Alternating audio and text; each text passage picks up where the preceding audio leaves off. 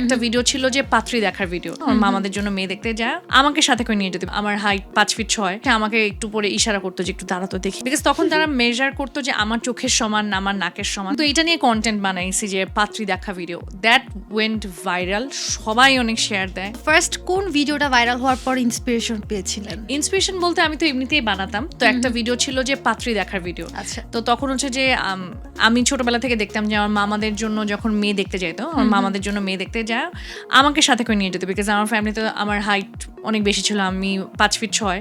তো আমাকে নিয়ে গিয়ে ওরা হচ্ছে আমাকে একটু পরে ইশারা করতো যে একটু দাঁড়াতো দেখি ফটো, বিকজ তখন তারা মেজার করতো যে আমার চোখের সমান না আমার নাকের সমান। তো আমার কাছে এটা খুবই ইনসাল্টিং লাগতো যে তুমি এইভাবে কেন জাজ করো, একটা মেয়ে মানুষ কেমন এইভাবে দেখো।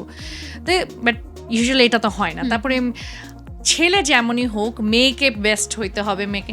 তো এটা নিয়ে কন্টেন্ট বানাইছি যে পাত্রী দেখা ভিডিও, দ্যাট ওয়েন্ট ভাইরাল, সবাই অনেক শেয়ার দেয়।